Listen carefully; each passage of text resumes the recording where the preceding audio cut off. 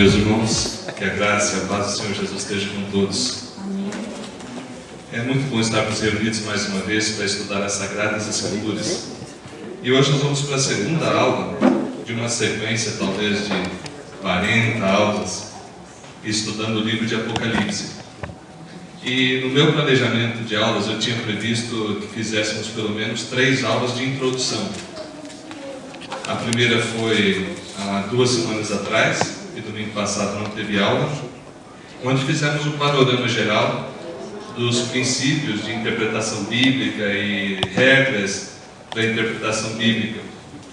Essas regras não são engessantes ou engessadas, mas são necessárias para a interpretação de qualquer tipo de literatura. Não seria diferente na interpretação da Bíblia Sagrada.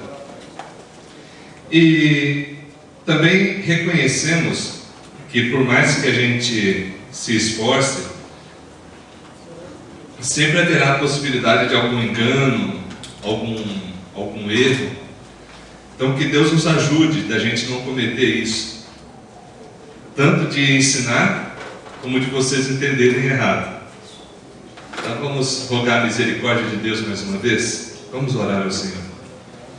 Ó Pai do céu, reconhecemos que somos totalmente dependentes da ação do Teu Espírito Santo, trazendo compreensão das Escrituras e mais ainda, meu Deus, dando capacidade para vivermos.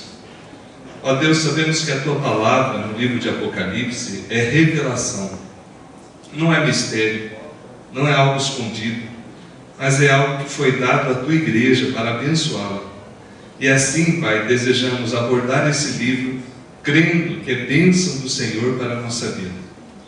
Nos ajude a entender tudo que ali está escrito e com isso renovar a nossa esperança, a nossa fé. Abençoe-nos por causa de Cristo Jesus. Amém. Vamos dar início de onde eu havia parado na última aula. Apocalipse capítulo 1, versículo 19.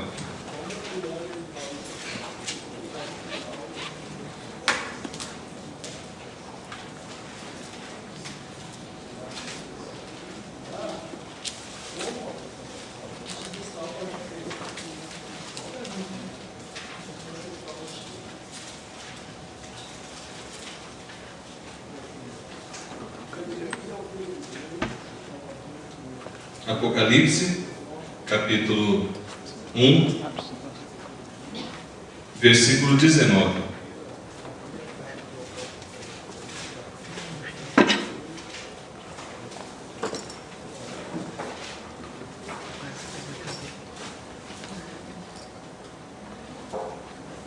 Assim diz a palavra de Deus: escreve, pois, as coisas que viste, e as que são, e as que hão de acontecer depois destas.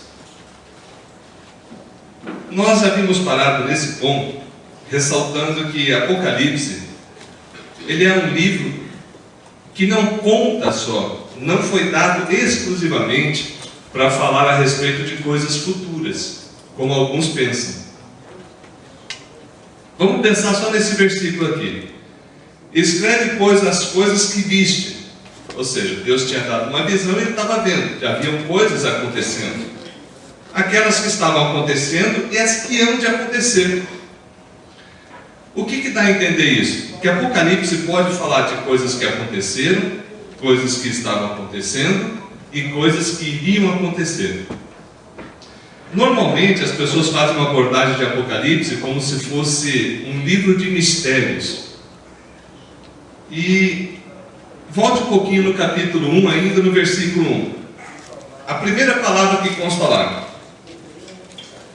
revelação de Jesus Cristo, que Deus lhe deu para mostrar aos seus servos as coisas que em breve devem acontecer, e que ele, enviando por intermédio do seu anjo, notificou ao seu servo João.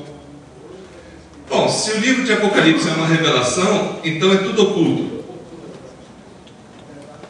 Essa é uma compreensão errada, é uma compreensão popular que se criou na cabeça de alguns, que o livro de Apocalipse é muito difícil de ser entendido e de que ali é cheio de enigmas, de mensagens escondidas Nós não entendemos assim. Porque o próprio Senhor que deu esse livro, que deu essa palavra, Ele está dizendo que é revelação. Tanto é que o nome Apocalipse vem de uma palavra grega que significa aquilo que vai ser mostrado, revelado. Então a primeira coisa que a gente tem que se desfazer ao abordar o livro de Apocalipse é: ali não tem nada que Deus não queira comunicar. Se Ele mesmo deu, é porque Ele quer falar conosco. Mas qual a dificuldade para entender o livro de Apocalipse? Nós temos várias. Uma delas são os conceitos populares que invadem a nossa mente e as leituras parciais. Eu vou ler alguns textos aqui que eu separei, que eu creio que são pertinentes para a nossa aula. Como eu disse outro dia, nós somos devedores a vários grandes autores. Nós estamos ministrando 100% do que eles escreveram? Não. Mas negar que usamos o material deles também não seria justo. No caso de William Hendricks, um grande comentarista da Bíblia, Kistemaker, outro grande comentarista. E nós temos irmãos brasileiros que escreveram, por exemplo, um dos textos que eu vou ler hoje é de um pastor da nossa igreja chamado João Leonel. Alguns entendem que o livro de Apocalipse é o vilão do Novo Testamento. Embora não tendo lido o Apocalipse, ou lendo pequenos trechos, grande parte das pessoas crê que ele fala do fim do mundo. Isso é verdade. Com estrelas e prédios caindo sobre as cabeças. Além disso, ele falaria do grande sofrimento pelo qual os cristãos passarão. E isso não é nada bom para qualquer pessoa. Além do mais, esse dado estaria em contraste com a vida vitoriosa da qual o resto do Novo Testamento fala. O Apocalipse fala de dragão, de besta, de falso profeta, do número 666, como o número da besta, dando a impressão de que todos eles, um dia, de modo inesperado, surgirão correndo atrás dos cristãos para matá-lo. E isso gera pânico na cabeça de alguns. Será que isso é dessa forma? Será que essa crença popular de fato está no livro? Eu digo que não, é uma crença popular. A interpretação popular também pode ajudar a confundir o entendimento do livro. Uma interpretação meramente futurista, ou seja, achar que tudo está lá para frente, alienante e de extrema direita, é muito comum. Nesse sentido, o Apocalipse falaria apenas do futuro, sem se importar com o presente, sendo que a consequência disso seria a alienação profunda gerada naqueles que leem. É comum ver esse tipo de interpretação. O livro também serviu para justificar posturas politicamente corretas, entre aspas, que viu o Apocalipse falando no caso da União Soviética, da China e outros, colocando todo o bloco político como se fosse diabólico. Combatendo sistemas humanos como se estivesse claramente revelado no livro de Apocalipse. É verdade que sistemas humanos muitas vezes servem à vontade do inimigo? Sim. Mas acima da vontade do inimigo e da ação maligna, existe um Deus soberano que governa esse mundo. Pois bem, quando abordamos a questão da literatura apocalíptica, que é o que nós queríamos falar nesse dia, nós devemos tomar alguns cuidados.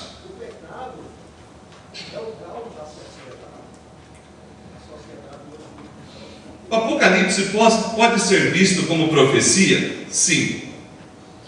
Mas o que isso significa para mim e para você? O que é profecia? Nós acostumamos muito com a profecia, pelo menos popularmente, de falar de coisas misteriosas que alguns entendem e outros não. Ou também, profecia, algo que vai acontecer. Faz sentido essa interpretação de profecia? Sim e não. Muitas vezes Deus falou, através dos profetas, coisas que iriam acontecer? Sim. Mas não foi necessariamente para colocar medo neles, mas para alertar o povo sobre o domínio de Deus ou até mesmo sobre o seu pecado. Algumas profecias requeriam mudança, e algumas profecias, o acontecimento dela estava condicionado à ação do povo. Em dado momento, outras profecias, Deus vai fazer com que aconteça e pronto. Porém, dentro desses tipos de profecia, existe o que nós chamamos de profecias apocalípticas, que não estão só no livro de Apocalipse. Por exemplo, vamos dar uma olhada lá em Mateus 24.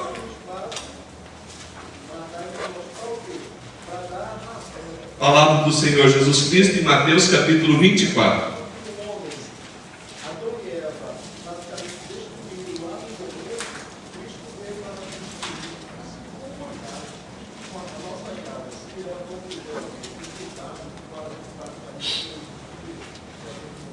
Nós não vamos estudar Mateus 24 hoje. Estou dando um exemplo aqui de textos apocalípticos fora do livro de Apocalipse. Mateus capítulo 24, versículo 15. Quando, pois, virdes o abominável da desolação, que falou o profeta Daniel no lugar santo, quem lê entenda. Então os que estiverem na Judéia fujam para os montes, e quem estiver sobre o eirado não desça a tirar de casa alguma coisa.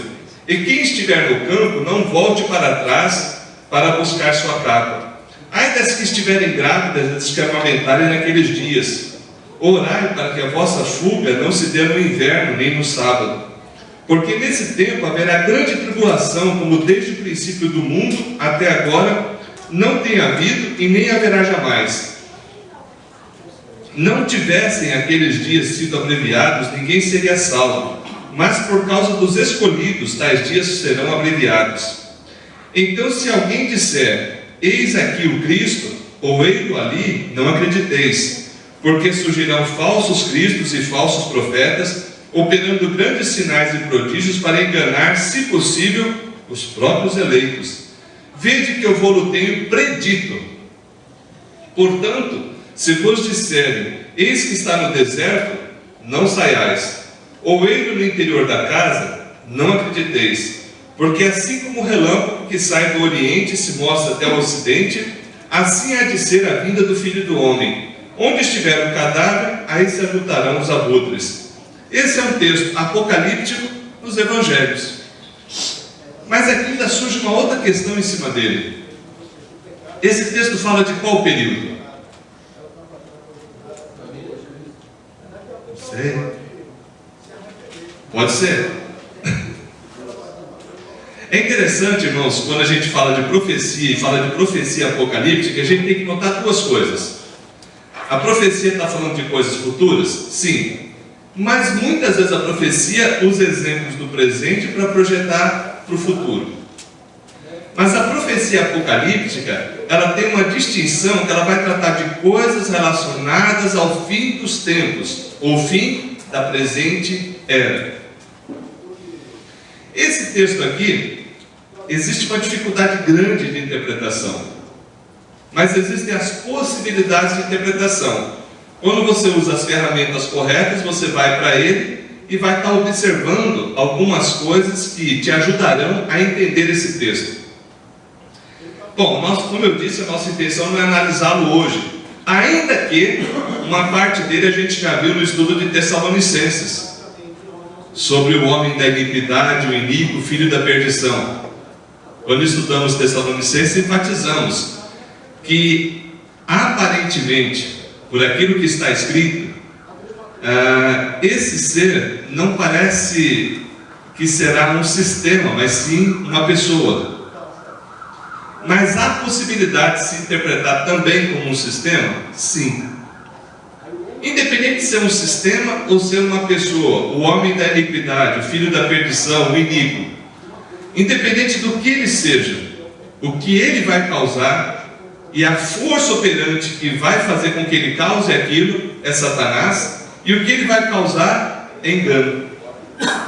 Então percebam que tem coisas que talvez a gente não consiga uma interpretação categórica, final. Mas aquilo que é necessário que a gente entenda, vai ser possível entender. Por quê? Porque a palavra de Deus foi dada para mim e para você, para trazer para nós orientação, bênção, consolo, edificação. É também para trazer correção e juízo? Sim. Mas correção e juízo sobre aqueles que desobedecem, sobre aqueles que se apartam do manancial de vida. Até aqui alguma dúvida? Tá. Na aula passada nós enfatizamos alguns tipos de literatura. Eu quero só ler um pedacinho aqui para vocês.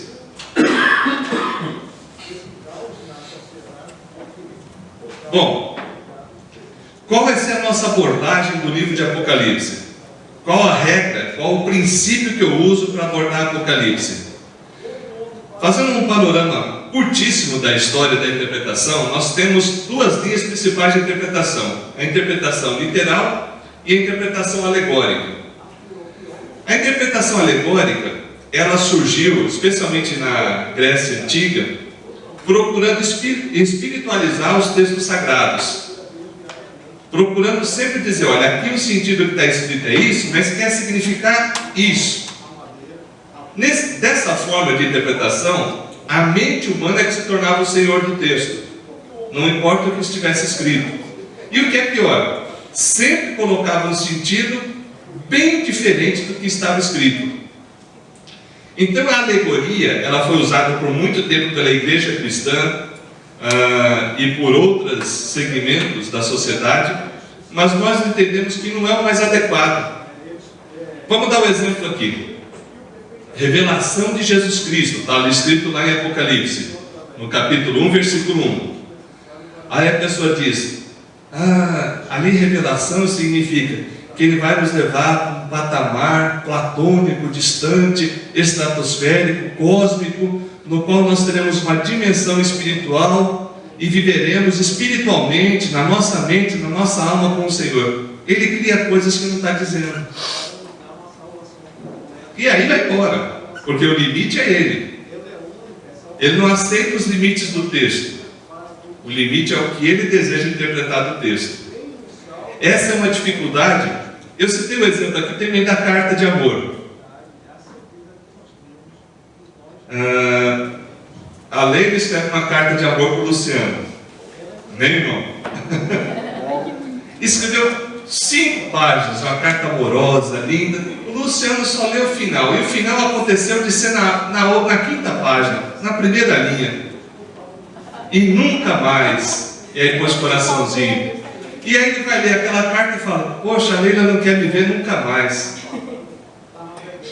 Tá certo? Esse tipo de interpretação da carta, tá certo? Por que não? Ignorou as 4 partes que ela tinha escrito. Pegou um pedacinho que tinha escrito e dali quis interpretar o que bem entendeu. Mas está escrito ali. E até nunca mais. Ou seja, ela queria falar, eu vou viver para sempre contigo. Mas ele entendeu errado. Não aconteceu não, só estou dando um exemplo, tá? Fique tranquilo. Mas queridos, a todo momento nós infelizmente acabamos fazendo isso. Interpretamos errado o que o outro diz, compreendemos da forma que queremos e, pior ainda, fazemos coisas em função daquela interpretação errada. Eu e minha esposa, a gente adotou uma técnica que tem nos ajudado. Quando a gente não entende o que o outro falou, ainda que tenha falado em língua portuguesa, a gente tem uma que falar, é isso que você quis dizer? Aí quando eu percebo que o que ela disse que eu quis dizer não é o que eu falo, o que eu queria falar, eu tenho que falar de outra forma. Porque às vezes o tom que você fala faz diferença. Às vezes a palavra que você usa faz diferença e o espírito com que a pessoa escuta faz toda a diferença. Se a pessoa está num dia ruim, aquele dia de ira, aquele dia mau, e você fala bom dia, e a pessoa, só se for para você. Tá, bom dia, coisa nenhuma. E ela não foi capaz de entender que aquilo não era um cumprimento. Era um desejo de que o dia dela fosse repleto de coisas boas.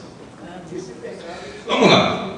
Dentre as figuras de linguagem, eu vou citar alguns exemplos só para você atentar para isso.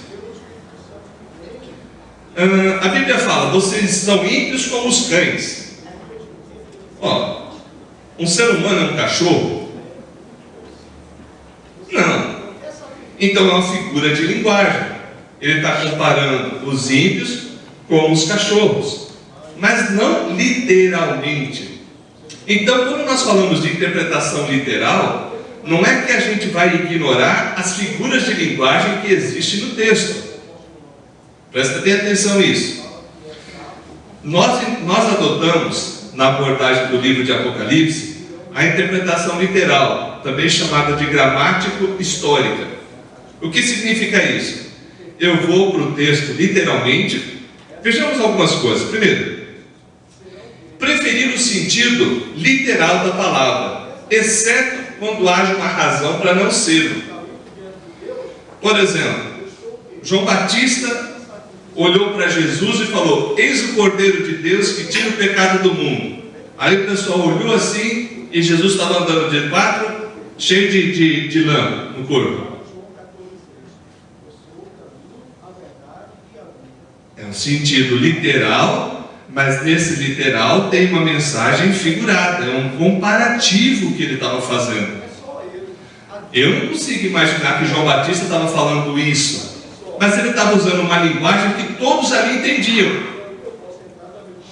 Por exemplo, uma linguagem que eu posso usar aqui: todos os professores ganham muito bem, são riquíssimos. Não, pastor, pelo que eu sei, não são. Ou seja, então o que eu estou falando não faz sentido. Então percebe o seguinte, que muitas vezes a interpretação literal, ela deve considerar a palavra como está, a menos que ela não faça sentido no literal. Segundo, será figurado sempre quando for impossível o sentido literal.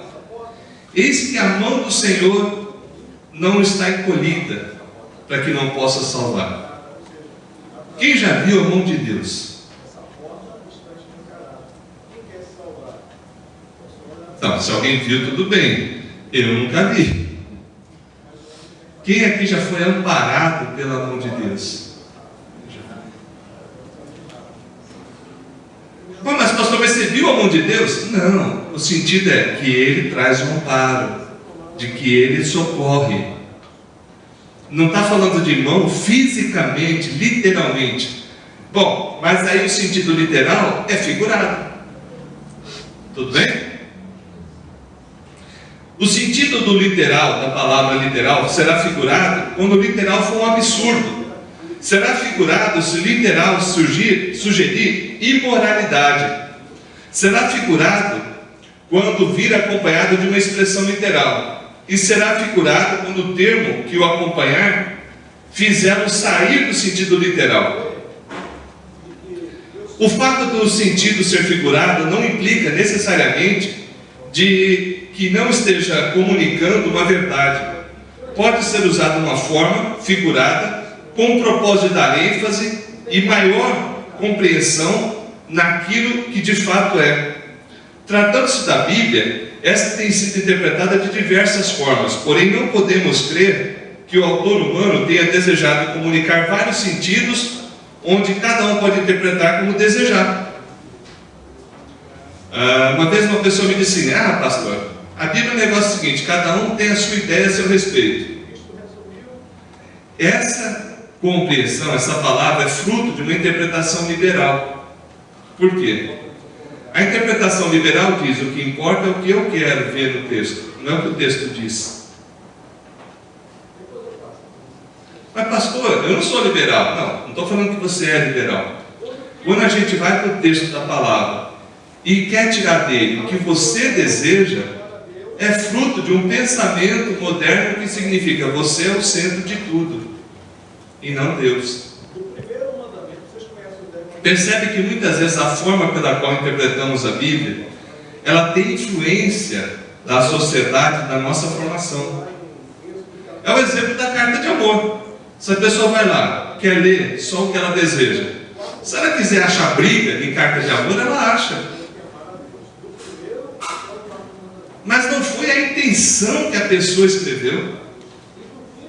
Por exemplo, a palavra de Deus, Deus quis comunicar para nós algo. Eu tenho que entender o que Ele quis comunicar e não o que eu quero entender.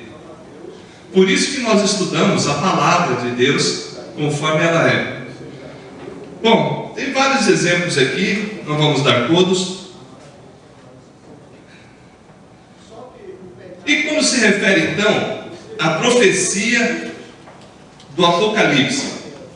Hoje nós vamos tratar um pouquinho da profecia de Apocalipse, do estilo profético de Apocalipse, e na próxima aula nós vamos tratar dos símbolos que estão no livro de Apocalipse.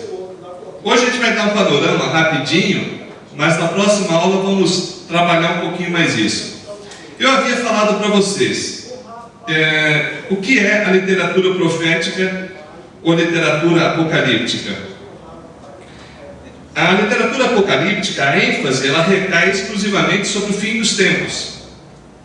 Ainda que esse fim dos tempos possa ter se cumprido, estar se cumprindo e vai se cumprir. Por que eu digo isso? Porque em alguns textos, o fim dos tempos já começou, está acontecendo e vai acontecer. Jesus já está realizando coisas, caminhando para o fim do tempo? Sim. Ele já realizou? Sim. Ele vai realizar? Sim. Então cada texto tem que ser observado dentro dessa premissa, que pode ter coisa que já aconteceu, que está acontecendo e que vai acontecer. Bom, Apocalipse como profecia. Dúvida até aqui na questão da interpretação? Pastor, eu posso tirar do texto bíblico o que eu quiser? Eu já dei aula de hermenêutica em alguns institutos bíblicos e para algumas pessoas. E o que é hermenêutica? É a arte ou a ciência de interpretação do texto bíblico. E as pessoas confundem muito aplicação com interpretação. Bom, qual interpretação você dá para que Jesus é o caminho? A interpretação só tem uma. A aplicação pode ter várias. Interpretação. Jesus está dizendo, dentro do contexto, que só Ele é o meio pelo qual você chega ao Pai. Tudo bem? Aplicação.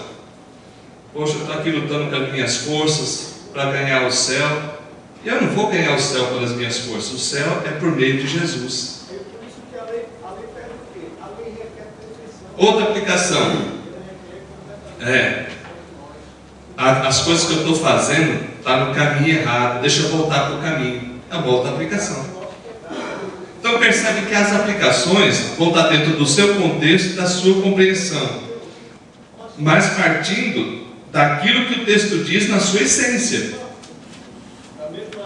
Se eu entender que Jesus é o caminho literal, eu escrevo Jesus no chão e fico caminhando em cima? Não é isso. Por mais incrível, por mais difícil e boba que pareça essas palavras que eu estou dizendo, alguns entendem assim, porque eles querem entender assim. Outro dia, conversando com o nosso irmão, eu citei um texto que fala de ternos afetos e misericórdias. Lembra disso, né, irmão? E alguns usam esse texto para dizer que a pessoa tem que usar terno, da língua portuguesa e do texto bíblico, para sustentar o que ele deseja.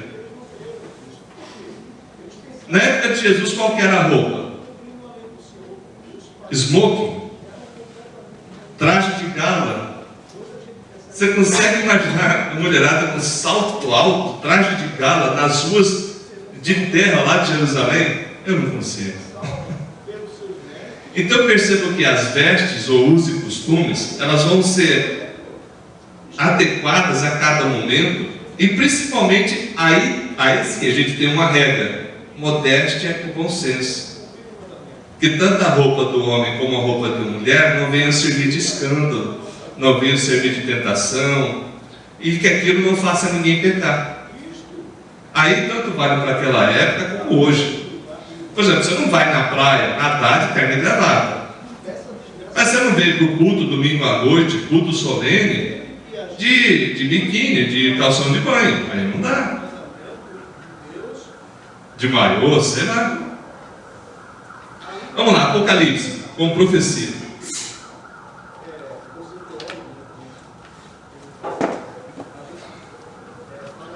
Já foi visto, de acordo com o próprio nome do livro, Apocalipse, que significa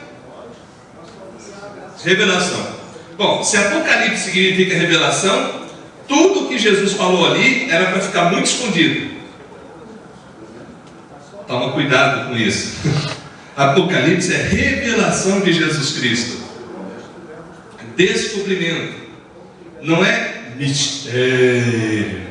Não é oculto. Eu quero entender a mensagem oculta que está no livro de Apocalipse. Cuidado que você vai fazer besteira. Porque se você quer entender algo que está oculto, vai ser fruto da tua interpretação. Não vai ser fruto do texto. Pastor, tem coisas difíceis em Apocalipse? Mais ou menos. Não é difícil por causa do que está escrito, é difícil por causa da nossa época, da nossa cultura. Eu achei interessante que um dos autores comenta o seguinte: quem recebeu a mensagem entendeu, os romanos e os outros não entendiam nada. Por quê? Ela foi dada dentro de um contexto de perseguição, de luta, de dificuldade da igreja. Tem vários símbolos que os cristãos entendiam, mas que os soldados romanos, a maioria não. Eu ainda tenho uma dúvida e não consegui esclarecer como é que essa carta saiu da ilha de Patmos. Eu não sei se algum soldado cristão levou essa carta, eu não sei. Sei que João estava preso na ilha de Patmos, escreveu, foi permitido que ele escrevesse, e essa carta chegou para a igreja. Não sei como. A minha possibilidade, não está escrito, é o que eu acho que pode ser, que algum soldado ou alguém que tenha se convertido a Jesus Cristo tenha levado essa mensagem até a terra. Porque estava numa ilha isolado. O pastor colocou numa garrafa e jogou no mar. Não dá para fazer isso, querido. Ele estava preso. Não era assim, você abre a janela e joga lá no mar. Eu sei que alguns tentam fantasiar. Eu acho que uma possibilidade seria essa. Ou de que algum visitante que tenha ido visitá-lo com a permissão do Império Romano tenha levado a carta, ou que alguns da guarda dos soldados tenham pego essa carta, ou tenha se convertido e levado até outros. Dali para frente foram feitas cópias. Vejamos. O escritor procura apresentar o real sentido da vida cristã e do sofrimento através de uma revelação de Jesus Cristo. Mas o escritor também se apresenta como profeta. João coloca-se como profeta. E caracteriza o seu livro como profecia. Vamos lá em Apocalipse, capítulo 22, verso 9.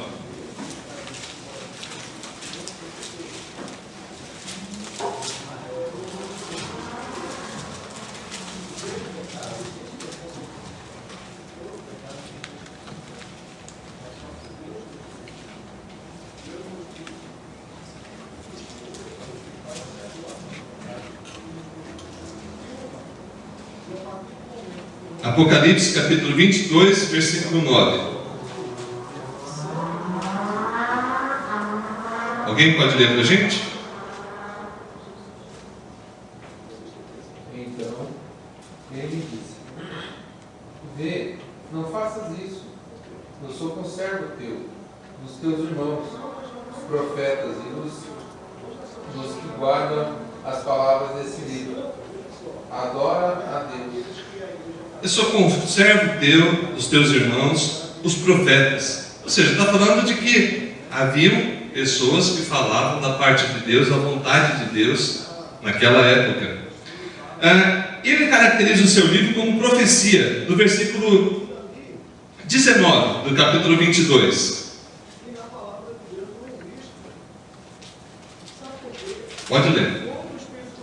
E se alguém alguém tirar qualquer coisa das palavras do livro dessa profecia, Deus tirará a sua parte da árvore da vida, da cidade santa e das coisas que se acham escritas nesse livro.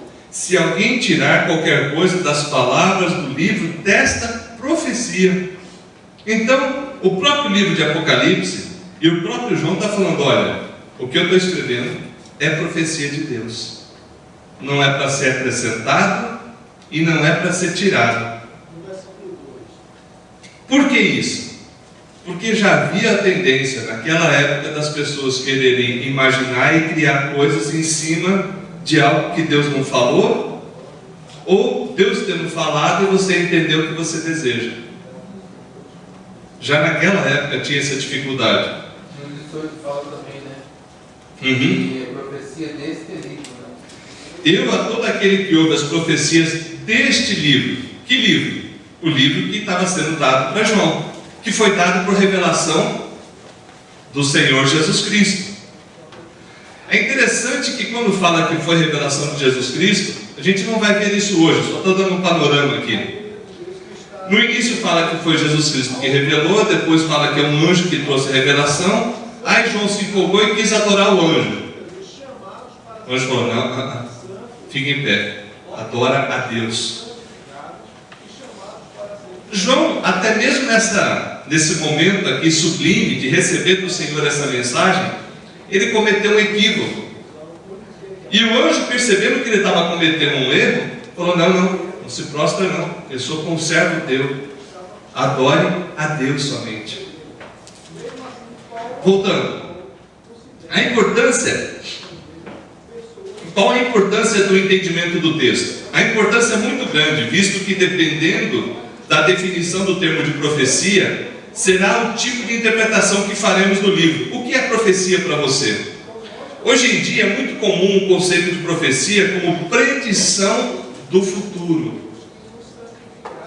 É algo semelhante ao horóscopo, às profecias de Nostradamus ou coisa assim.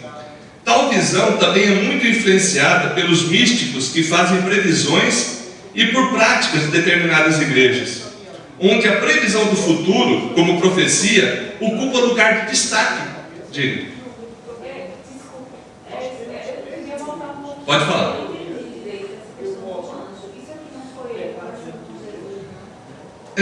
Parte sim. Parte o Senhor fez com que o anjo entregasse para ele a mensagem. E nesse meio tempo, quando eu for estudar cada capítulo, a gente vai entrar em detalhe disso aí, tá? Mas tem uma parte que o Senhor começa a revelar, depois parece que é enviado um anjo que lhe entrega essa revelação. Tanto é que, volta um pouquinho, vamos só ver isso aqui. É no capítulo 22 ainda, verso 8.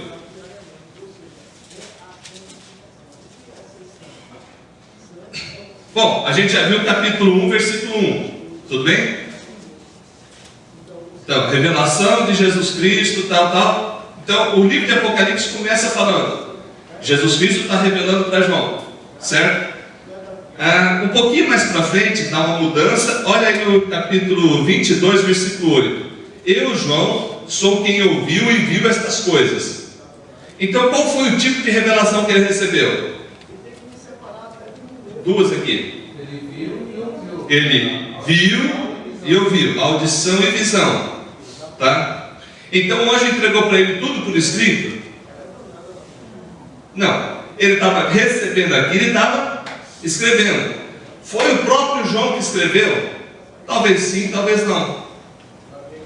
Poderia ter um amanuense, alguém lá na prisão junto, que escrevia melhor que ele e escreveu? Pode ser, sem qualquer problema. Olha a sequência. E quando eu as ouvi e vi, prostrei-me ante os pés do anjo que me mostrou estas coisas para adorá-lo. Está vendo aí? Versículo 8, versículo 9. Então ele me disse, vê, não faças isso. Eu sou conservo teu, dos teus irmãos, os profetas e dos que guardam as palavras deste livro. Adora a Deus. Mas então, vem cá, o livro de Apocalipse não foi dado numa noite só? E quem disse que foi noite? Nós temos, por isso que eu falo, a gente cria coisas e vai para o livro já prontinho. Aí o anjo chegou, toque o pendrive, toca aí, João, põe no teu notebook aí e está prontinho o livro, só manda para a gráfica. Não, queridos. A gente não sabe como que foi, se foi uma noite, se foi 3 noites, se foi um ano. A gente sabe que Jesus começou revelando e depois parece que ele enviou um anjo para revelar. E João, nessa confusão e empolgado com o que ele viu e ouviu, ele se ajoelhou para adorar o anjo. Mas o anjo, que era da parte de Deus, o que fez? Não adora eu não, adora a Deus. Eu sou conservo teu. Ou seja, é a ideia de que o anjo foi mandado ali para preservar e para ajudar, mas ele não era o Deus vivo e único. É que algumas coisas, pastor, que eu sinceramente assim, talvez eu deixe passar, porque para mim tanto faz se ele escreveu a carta, se foi outra pessoa que escreveu, se foi datilografado, se foi escrito à mão. Sabe, tem coisas que se não está revelado, para que ficar pensando muito?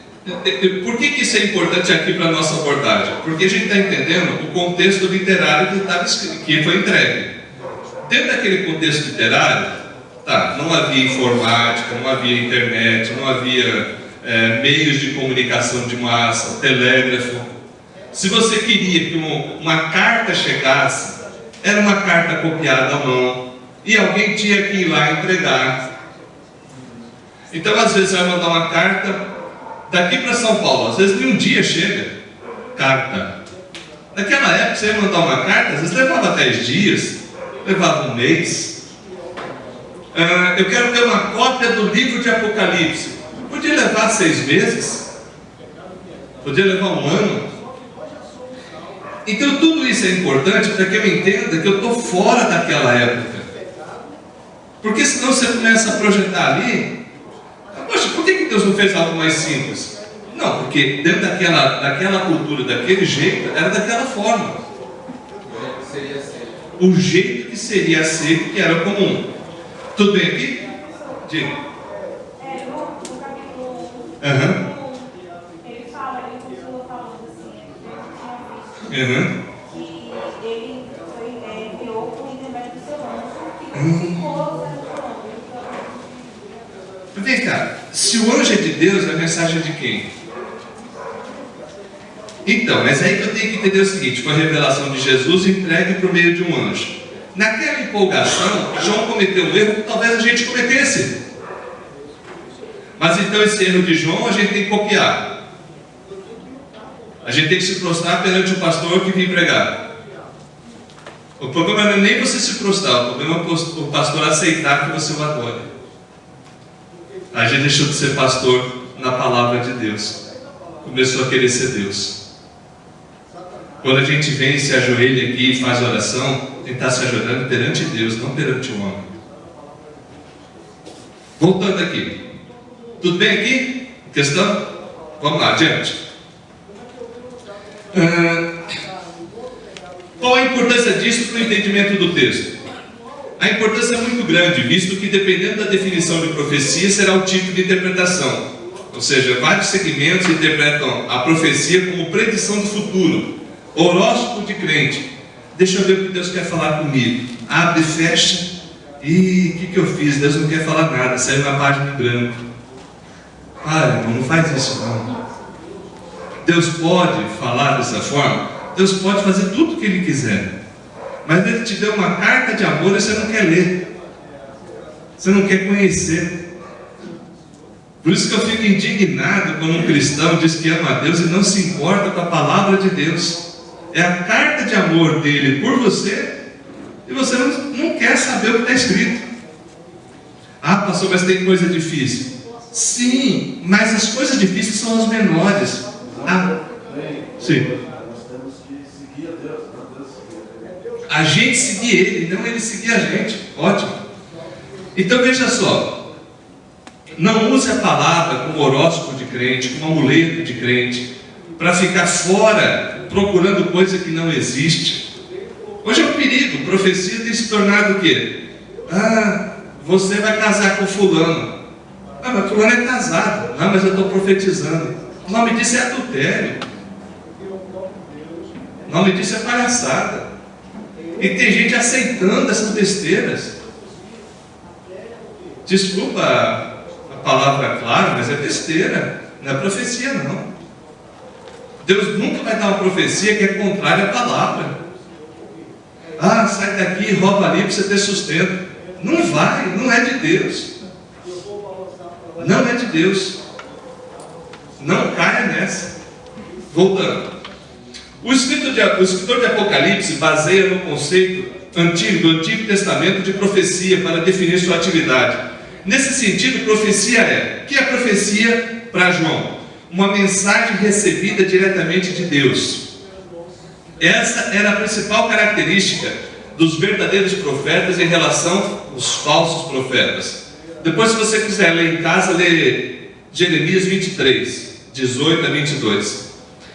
Eles entravam no conselho do Senhor. Este conselho é composto pela Trindade e os seres celestiais, que estão na presença de Deus e podem ser vistos nas cenas do capítulo 4 e capítulo 5 de Apocalipse. É ali que João, como profeta, se encontra, conforme o capítulo 4, versículo 1. Portanto, o profeta é fundamentalmente o que recebe de Deus a sua mensagem. Por isso ela é importante e não pode ser alterada. Nós acabamos de ver o texto que recebi de Apocalipse. Eu posso mexer nele do jeito que eu quiser, né? Não acrescente e nem tire. Por isso a importância da profecia ser entregue e dada como Deus assim o fez.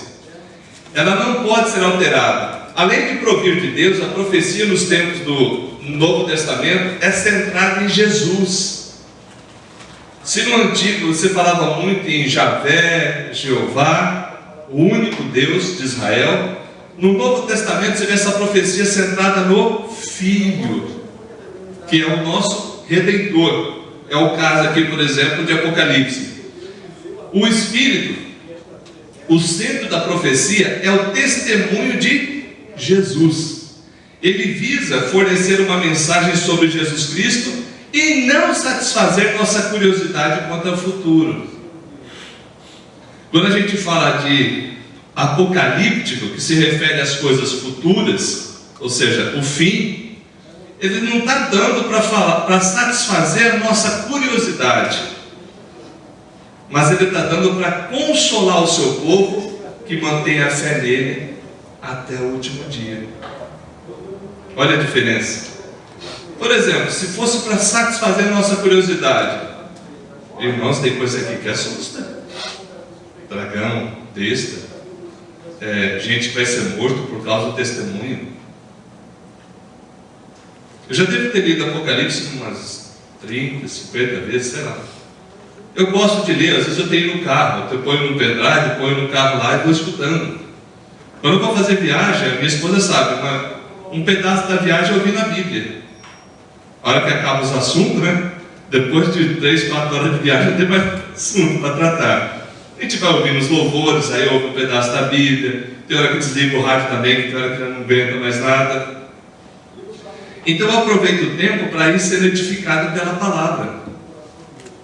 E no caso aqui específico, irmãos, o Senhor quer comunicar no livro de Apocalipse, pelo menos um dos temas possíveis para o livro de Apocalipse: a vitória do povo de Deus, da igreja de Deus, a vitória final, a vitória de Cristo. O livro de Apocalipse não é um livro de derrota, não é um livro para te pôr medo, é um livro para te fortalecer. Dúvida até aqui?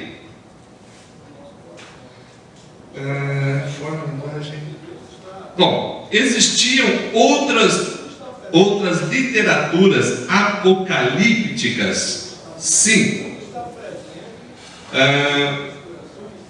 Na época do judaísmo e na época antes de Cristo e mesmo na época de depois que veio Cristo, teve livros e cartas escritas falando a respeito do fim dos tempos? Teve. Por que elas não estão nas Escrituras Sagradas? Porque a igreja da época não as considerou inspiradas. Mas nós temos várias literaturas, por exemplo, o livro de Enoque, a Assunção de Moisés, o livro de Baruque, o quarto livro de Esdras, no Novo Testamento, o Pastor de Hermas, o Apócrifo de João, Apocalipse de Pedro, Apocalipse de Paulo. Esses livros têm a sua autoria confirmada? Não. Aí que está o perigo. Por quê?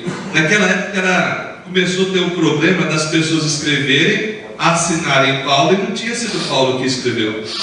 Por quê? Aquilo que estava vindo como escrito era totalmente diferente do que Paulo tinha ensinado. Já era o diabo tentando semear falsa palavra no meio da igreja. Mas essas literaturas, como literatura, pode ser conhecida? Pode, sem qualquer problema. Elas falam de coisas do fim dos tempos? Falam. Elas são palavra de Deus para nós? Não. Tudo bem?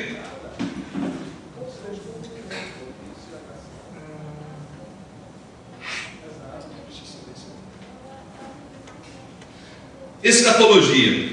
Escatologia significa as coisas dos últimos tempos. Toda literatura apocalíptica é escatológica, mas as duas coisas não são idênticas. São feitas acertadamente distinção entre as duas. Primeiro, a escatologia pode existir e frequentemente existe nos escritos básicos, separados das seções de apocalípticas. A própria natureza contingente do pensamento escatológico faz com que a escatologia se preste à expressão daquilo que seria ao fim dos tempos. Por outro lado, o apocalíptico é sempre escatológico. Vamos dar um exemplo aqui. O sermão que a gente leu aqui em Mateus 24 é um sermão escatológico que trata das últimas coisas, mas ele 100% ele fala do fim dos tempos? Não. Por que a gente precisa fazer essa distinção? Que, por exemplo, Mateus 24, alguns creem que ele já se cumpriu quando Etíoco Epifânio invadiu Jerusalém, chegando a sacrificar porcos no altar do templo, que era uma abominação para o judeu. Houve uma carnificina enorme na destruição de Jerusalém. E muitos, olhando para a história, falam: ali se cumpriu isso. Está correta essa interpretação? Sim e não. Eu, olhando para a Bíblia, olhando para a história, me parece que ali aconteceu? Sim. Eu posso categorizar e falar: ali é o cumprimento pleno? Nem sempre dá. Tem hora que é até arriscado isso. Enfim, a literatura apocalíptica, ela sempre vai tratar de forma profética a respeito do fim dos tempos, de coisas que estavam acontecendo, de coisas que iam acontecer brevemente e de coisas que iriam acontecer no futuro. Ambas, ainda que no tempo diferente, são palavra de Deus e tratando de situações apocalípticas para que a gente conhecesse e aprendesse a respeito da revelação de Jesus Cristo para a nossa vida. Na próxima aula, nós vamos tratar sobre os números e os símbolos de Apocalipse. Pastor, 7 selos, 7 taças, 7 flagelo, 666, 12, 144 mil. Vamos tratar dessa renda tudo. Como? Vou pegar os principais aspectos. Aí, quando eu for entrar no capítulo, a gente vai aprofundar. Tipo, a gente conversou um pouquinho, mas quando chegar no capítulo, a gente vai conversar mais. Tudo bem? Então, na semana que vem, procura vir preparado. Se for o caso, anote. Eu vou ver se prepara um esboço para que você tenha esses símbolos. Pastor, esses símbolos são categóricos? É a única forma de interpretar? Não, não é a única forma. Mas me parece uma forma razoável. Nós não estamos aqui querendo guiar a tua fé para aquilo que o pastor Hélio deseja, mas para que a palavra de Deus venha frutificar no teu coração e você a entenda por você mesmo. Tá bom? Vamos ficar em pé e vamos orar.